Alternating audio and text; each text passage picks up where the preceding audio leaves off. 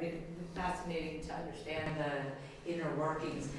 Just to note that yesterday in the Republican primary debate, Marco Rubio once again sort of slammed liberal arts education and said advocating for vocational education because welders make more than philosophers.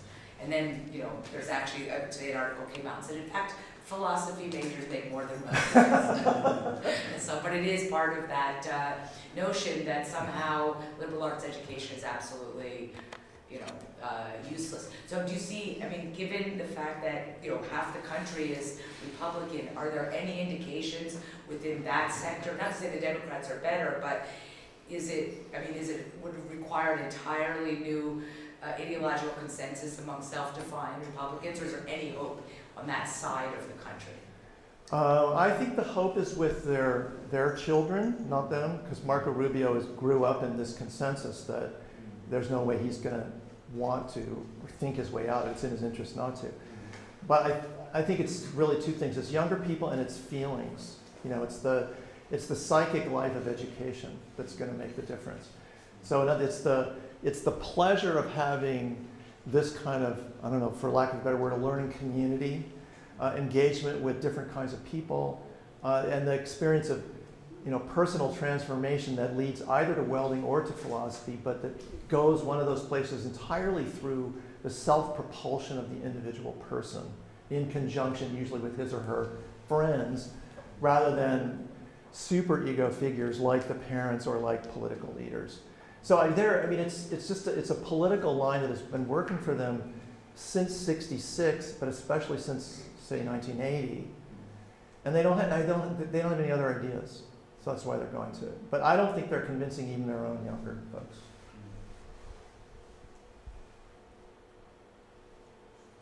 Thank you very much. Can you say more about how you see places like AUB as the future? Rather than simply an exported replica of what you've been discussing? Well, because I think that just to put it in a really crude way, I think that the intellect as the primary driver of human destiny is a left idea that has been embodied in conservative form in liberal arts colleges, especially church colleges as they began in the US. That's my one sentence answer. So that, the student-teacher dyad or relationship, especially as it gets developed through newer processes like collaborative work and so on. Some use of technology to take the burden of repetition and marking and so on off of professors' backs it's kind of the engine of this bottom-up understanding of how knowledge is created that lasts. I guess the second sentence really is grassroots knowledge, local knowledge that's desperately needed. Non-model knowledge that isn't already paradigmed and put in what Henrietta Moore is talking about, which is essentially a package that gets exported in the way that the IMF has been exporting, a development model around, austerity and privatization for 40 years.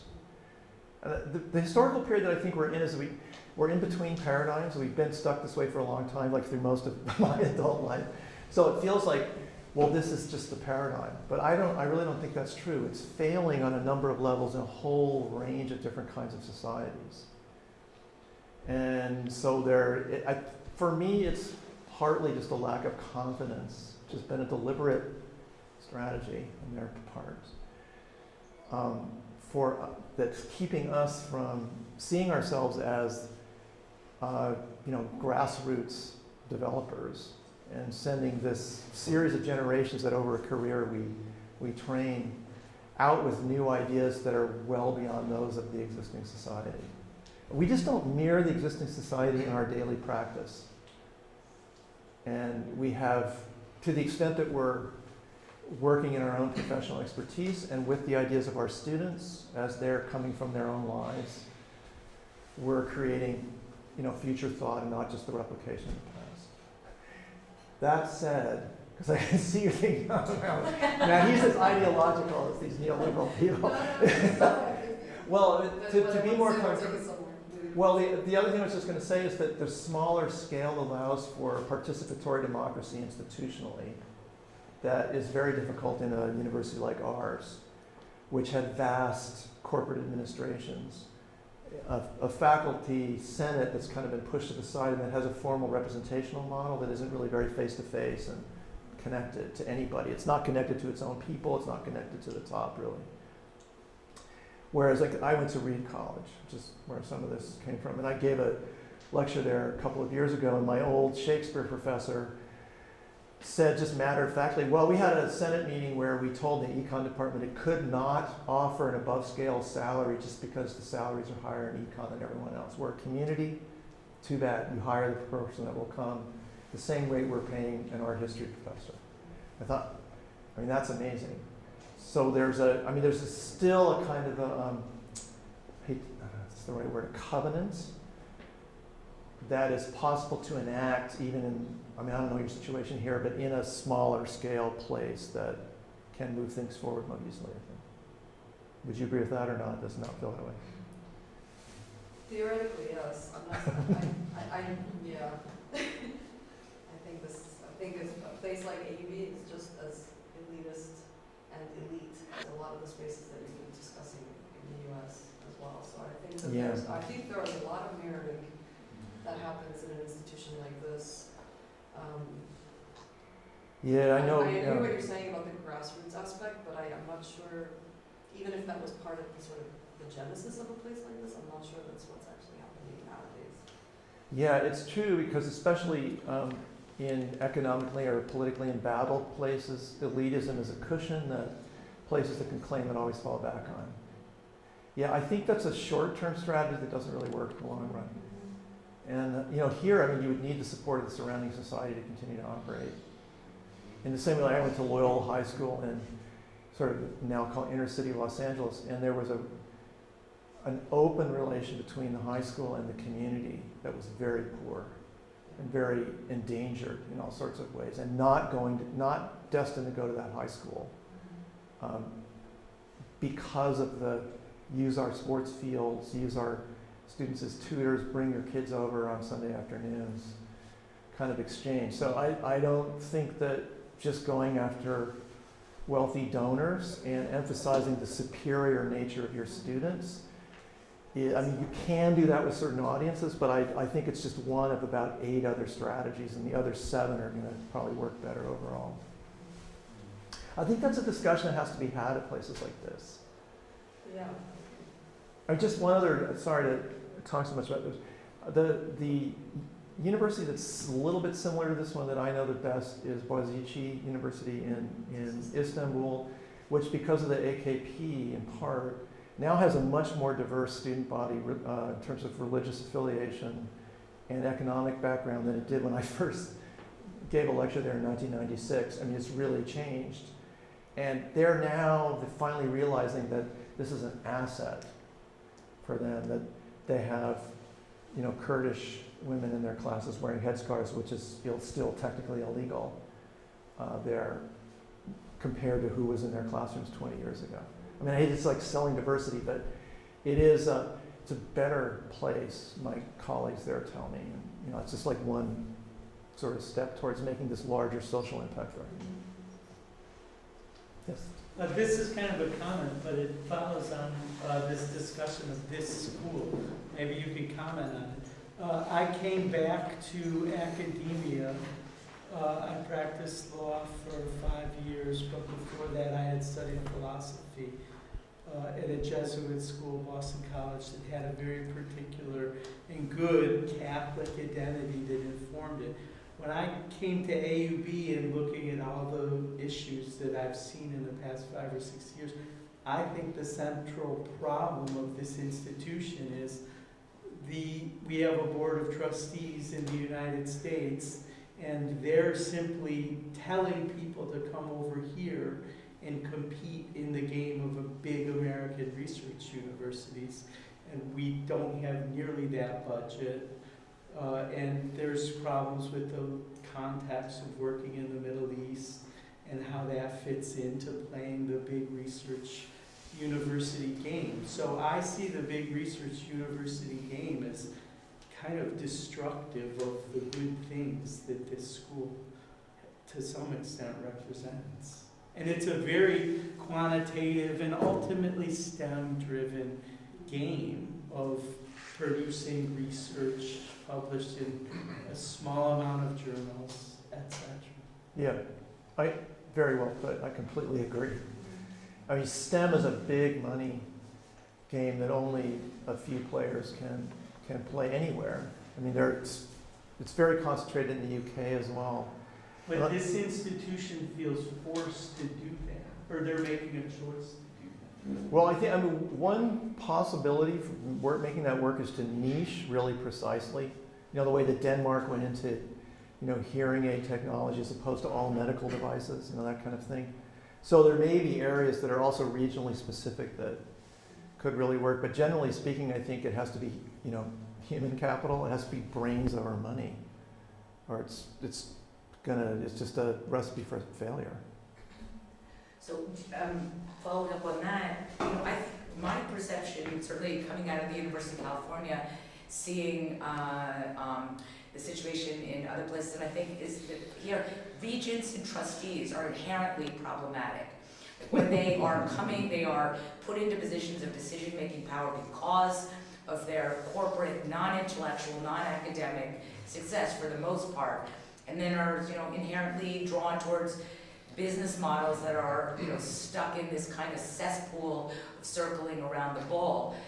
Is there a strategy that you might offer to actually, or are there any hopeful signs that trustees and regents will be a thing of the past in the future, or that the people who will run universities will actually be intellectuals? Well, the Salida lawsuit is one. Yep, well, but... Yeah, I mean, I think that there are cases like that are focusing faculty and students on the fact that there's been a reach into academic life on the part of these boards that's really unprecedented. And it comes from an organization in part that was originally funded by Lynn Cheney called ACTA. And they've been putting for years out this idea that the people that own the brand and also own the long-term vision of any university are not the faculty and not the local administrators and not the students, but the trustees.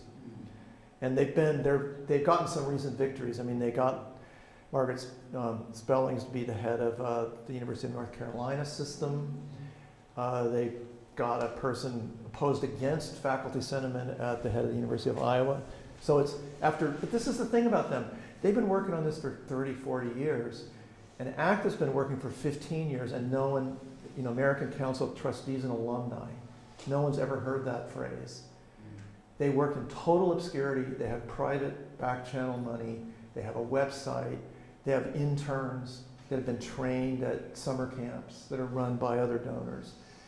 Why, progressive or even centrists, to say leftists, are losing is partly because of the failure to organize in that way. So I think now that there's a little bit more awareness of it, we can organize better. And again, the Salida cases, I think, has been a real rallying point that isn't going to go away. You said Lynn Sorry. Cheney? What? Lynn Cheney? Yes. The reptile wife? Yes. There's more than one, but yes. Yeah, Yes. she has her own career. Dick Cheney, yeah. She was the head of the National Endowment for the Humanities, and which she used as a bully pulpit very successfully. I mean, American conservatives have been organizational and marketing geniuses compared to the center and the left. I mean, they've really been great. There's a guy named George Lakoff at Berkeley that explains it by the fact that sort of liberals on the left go to get PhDs in poli-sci and go to law school, and conservatives go to business schools and marketing things, and they're winning. And so she's been really good at using these positions, creating networks. Margaret Spellings rusticated for 8 years during the Obama administration as the head of the George W. Bush Presidential Library and waiting for this kind of an opportunity. And now she has a whole new, she's not old, she's 57 or something. So there's a whole other career that she's going to have as a conservative advocate for vocational stuff. Sorry, here and then. Just a comment and a few questions. It's great to feel that you're optimistic about this university. I'm not at all optimistic about the possibilities that this university. Let me. How do I say this AUB or diplomatically? the university model. I'm coming from the University of North Carolina, where the University of North Carolina system, where we had the pleasure for Jesse Helms to call one of our schools a zoo, and he thought that it should be all fenced off and removed from the state. And we've seen the corporatization of the whole UNC system, with it going exceedingly to the right. Unfortunately, this university seems to be taking on that top-heavy model, with administrators being overcompensated and faculty being moved more into adjunct positions. But what worries me just as much about that is how we actually teach our students, what textbooks we use, what case studies we have in these textbooks, what models of education we bring in. And it seems more and more, with some small exception, that we're bringing in American textbooks with American case examples, and bringing them here and teaching our students that model, which in the United States wasn't even applicable, and we teach it here. But my question for you is actually not that. My question for you is two parts. One, do you know of any examples of universities that are truly democratic, in which universities in which faculty have an equal say as board of trustees, who are not elected, not chosen by the university, but by money? Are there university models out there that are democratic in nature? And my other question is, given your very powerful presentation of the system that needs to be changed, but are there examples of pedagogical tools that we as faculty could be using while we're struggling to change the overall system, but pedagogical tools within our classroom or between faculty themselves that can be liberating both for students and faculty, that we can currently use based on your experience on this topic? Yeah, that's really good. I think that the answer to the last two questions kind of negates the depressing nature of the UNC model. Because again, the right, I don't want to hero worship them, but defeat was a call to action, right? Defeat and marginalization was, okay, let's get busy. It isn't a, oh my God, what are we going to do? It was really a rallying cry, and you just suggested actually two things that we actually can do. So one for me is modeling a certain democratic pedagogy and democratic relations among professors, which we're not that great at actually. So I think that some of it is just is kind of the everyday practice of bringing students in on issues that are happening in their university, sponsoring debates, disagreements. Here's what I think, but I don't, I'm not necessarily right. What do you think? Kind of structure so that they can really start to voice what their positions are about various things, and that will be awkward and weird, but necessary. As it is awkward and weird to go on a faculty retreat and have people, sort of go more to the fear dream structure. I mean, I didn't really know I was going to say this, but I think that this is actually a core practice that has to start happening in faculty groups, which is people trust the regressed group that is the department that most of us work in with our actual feelings about them, about the workplace, fears about the new president, fears about what's happening, in the dean's office, or we're going to get a new one. Who's that going to be? Just being able to talk openly about that thing that strangles units and strangles conversation is the bringing the partial person in, which is basically a self-stereotype, and everyone else trots their icons, their avatars in, and it's just a fake conversation that never goes anywhere. And I mean, I've been in this department now for almost 25 years, and I have that feeling, and I realize that I protect myself from that by not disclosing what I would really like or what I really don't want to be happening right now with them. It's very polite and covered up. So I think sort of the aspirational thing in conjunction with the fear, being honest about that, I think is really important. And then the first question about whether there are universities that are democratic in nature, I would just quibble with your phrasing, because nothing is democratic in nature, right? Unstructured.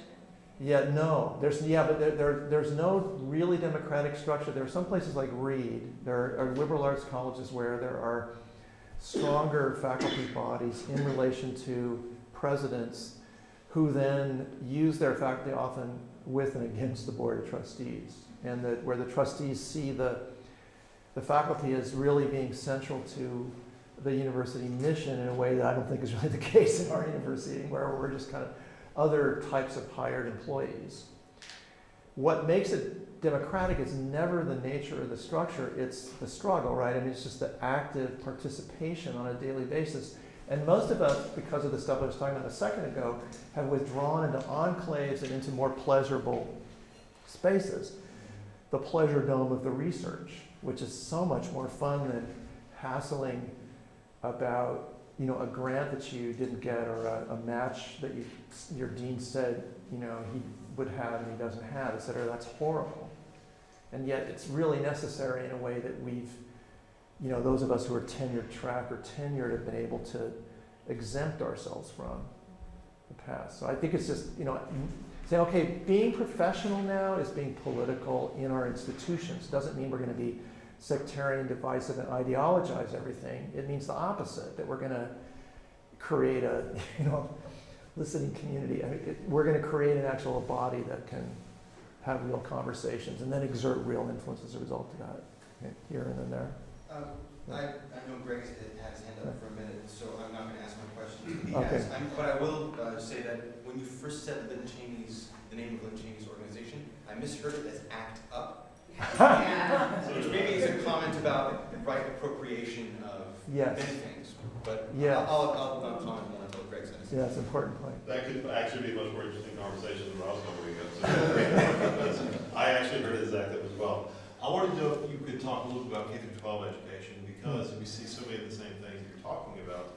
And to what degree can we even begin to address, I don't know, to what degree can we address the problems of the university without also addressing K-12? What is the relationship? I mean, I don't know, if you could maybe kind of bring that into the conversation a bit, it might be interesting. Yeah, well, I think the simple line is that many people are trying to turn universities into, you know, K through 16. So that what it will produce is more unionization, which on some level might be good in terms of collective action, but which will be bad in the sense that there'll be further sort of deprofessionalization. I think what's happened to U.S. teachers, I think, is that they're not seen as a self-enabling, trusted profession. I mean, it's another part of the conservative agenda has been, especially to take public sector professionals, or what the French call the liberal professions, who often have a kind of I mean, they really are just public good people, the way that doctors started out to be, civil servant types in the French sense, and have said they are not really professions, they're interests, just like everybody else. And therefore you cannot trust their motivations, you have to manage their motivations, which means you check them politically and you challenge their motivations at every turn within their organizations, which means really finally administrative load. So there's a lot of stats about that in K through 12. You know, the same thing has happened, you know, with universities, the moving of resources out of the classroom and the laboratory and the library and into management offices and into various kinds of advocacy and into partnerships that are also good siphoning devices of resources outside. And I think that to the extent that professors become aware of that, we'll become better at opposing it. But at the moment, we're still kind of hiding behind our past privileges, not really seeing the analogy. So I'm hoping, actually, just one other thing, education schools in the US are primarily focused on K through 12, and the higher ed people don't really work with the K through 12 people. So there's another area where, you know, better conversation, like I'm actually trying to start this at UCSB, could help this situation. I'm sorry, you got skipped. Do you want to come back, please? So but in part a comment, part a question. I really like some of the periodization that point out, really pinpoints this moment when the right becomes very active around these issues. And in side note, I don't know if this is directly connected or just part of the same moment, but this is that moment in the late 60s and then into the early 70s is also when the right comes to own talk radio Yes. and syndicated talk radio. Mhm. Which brings me to, I guess, my second question. You know, I'm always struck by how much so many of us continue to buy into the narrative that the tech industry spins about itself, that it's like innovative and invents the world anew, when really most of what we now call the tech industry is like desperately repurposing technology that developed exactly in the public model that you Mhm. described, everything from microprocessors to touch capacitive screens to these To the computer internet. programming languages, Yeah, the internet. yeah. Right, they're desperately, and Google and many other companies, when you boil them down, are basically just advertising companies with a lot of computer programs in them, Right. but yet are held up as the model of innovation. So my question is around, you pointed to like the early 70s as this moment when something changes. And I'm wondering, to what extent is it a change in the tech industry itself? And what role then does that play in this kind of both the emergence of a new kind of managerialism, which itself sees technical solutions to managerial problems as like the thing? I don't know if that's too random. No, you answered all of your own questions, Doug. You said it. It's really, I mean, yeah, it is that period. It is a change in the tech industry. It is I think what happened, and this is kind of really David Harvey that started to make this point before, that the U.S. lost its position as hegemon, where you could just kind of automatically dominate almost every industry because your main competition had been destroyed. Germany and Japan, obviously, but other people as well, France, Italy. And as they rebuilt, and then as other regions really came online, the U.S. just wasn't able to win all these ways. And so it's financialization, moving of investments out of manufacturing into these kind of areas is happening at the same time as tech is rising. And I think tech became kind of the Hail Mary pass, the great exception. And it's utterly dependent on the privatization of intellectual property, because the great thing from that point of view about the tech industry is that you can produce monopolies and then the rents that come from monopolies, where you can use your army of lawyers to protect the spread. Sorry. So we don't really have another game anymore, right? I mean, there's Wall Street, London City, certain kinds of culture industries like advertising that are entirely parasitic on an incredibly wealthy corporate sector, and then a corporate sector that is, in some ways being actually weakened by the strength of the financial sector, where the net flows of capital are going towards finance and not towards manufacturing and these other industries. So the big exception has been that, and all the eggs are in one basket, and they are culturally very conservative, huge race and gender issues in Silicon Valley. I don't know if you follow any tech women on Twitter, but the anger at just the steady abuse that they get on Twitter, as well as in the workplace, is really beyond anything that we can imagine in the university. So it's an embedded 40-year pattern, as you're saying, and the way that I can think of getting out of it, that we haven't yet really started to. I hate to sound like I've yet to begin to fight, but I think that that's kind of what's true. We haven't talked about SASH capabilities. We haven't talked about the human formation basis of this. We haven't really. The Democrats have totally failed to make the public sector argument for the internet and everything else. This is still a kind of cognoscenti understanding of how Silicon Valley works. So the counter propaganda effort, really needs to get underway so that regular folks have a better understanding of that juncture, and then how we can change course again, if it's not too late, which it may be, because we have a lousy infrastructure and some other major problems. So this will be the last question. Okay.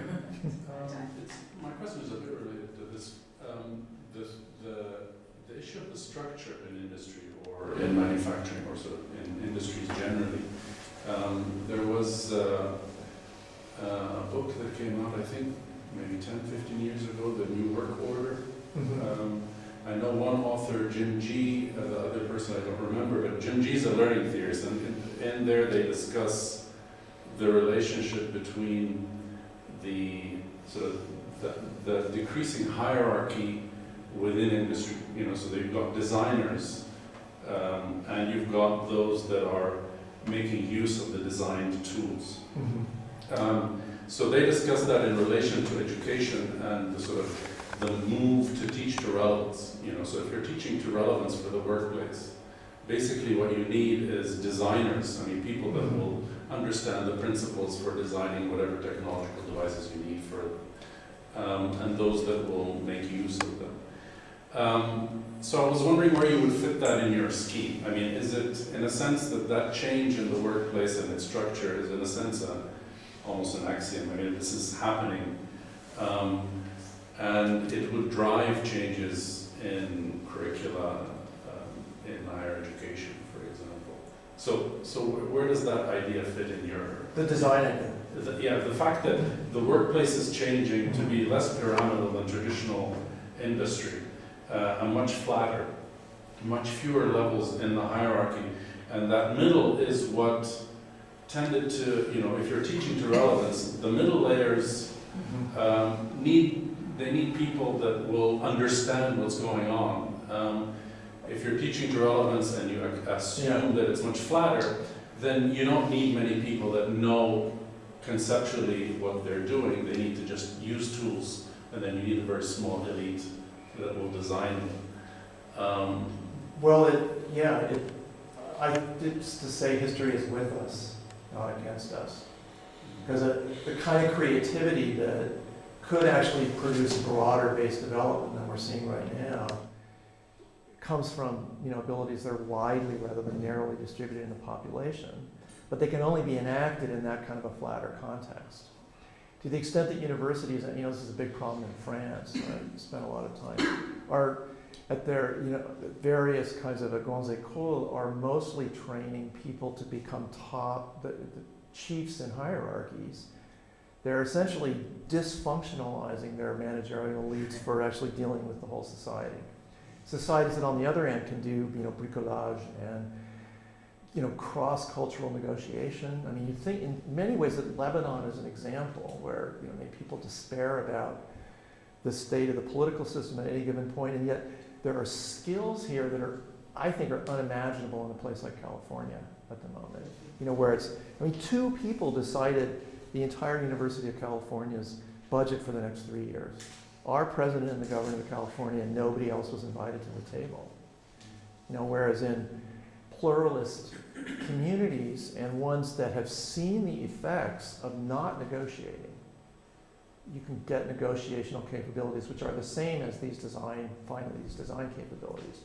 So the big irony is that one university that every single kid in America at some point thinks about going to, which is Stanford, is the university where they have 4-person classes, where they have a D lab where there are fewer people that are in this room taking an entire class, not with one mentor, but with 4 mentors. You get into a class and you're assigned, a group of 2 has 2 mentors, one of whom is somebody in industry and the other person is a member of the faculty.